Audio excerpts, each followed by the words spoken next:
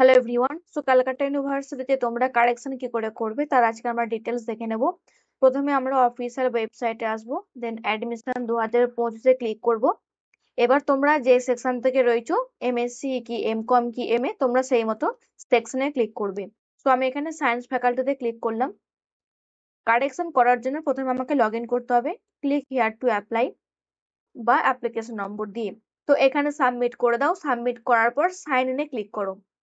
Sign ইনে click করার পর তোমাদের কাছে ড্যাশবোর্ডটা ওপেন হবে এবং এইখানে দেখো লেফট সাইডে তোমরা সমস্ত কিন্তু ডিটেলস পেয়ে যাবে। এবার এখান থেকে আমরা কি করে এডিট করব, দেখো মাই অ্যাকাউন্ট যেটা লেখা আছে লেফট সাইডে।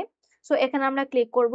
তারপরে দেখো আসছে personal info, update personal info, upload file আর চেঞ্জ পাসওয়ার্ড। তোমরা কেউ যদি এখন 6 সেমিস্টারের মার্কশিটকে আপলোড করতে চাও তাহলে তোমরা আপডেট পার্সোনাল ইনফোতে ক্লিক করবে। ক্লিক করার পর তোমাদের কাছে প্রোফাইলটা শো করবে। এটাকে স্ক্রোল করবে। স্ক্রোল করে তোমরা আগে গ্রাজুয়েশনের ডিটেলস নিয়ে আসবে। সো এখানে আমরা আমাদের গ্রাজুয়েশনের নাম্বারটাকে চেঞ্জ করতে পারবো। তারপর আমাদের উচ্চ মাধ্যমিকের ডিটেলস রয়েছে, তারপর আমাদের অনার্সের ডিটেলস।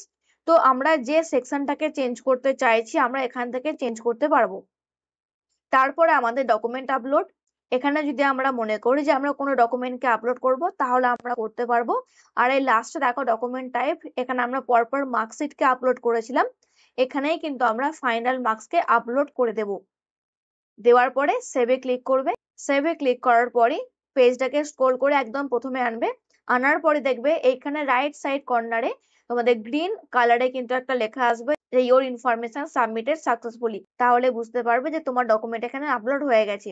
তোমরা কেউ যদি ফাইলকে আপলোড করতে চাও তাহলে তোমরা আপলোড ফাইলে ক্লিক করলে এইখান থেকে তোমরা ফাইলকে আপলোড করতে পারবে, দিয়ে আবার সেভে ক্লিক করবে।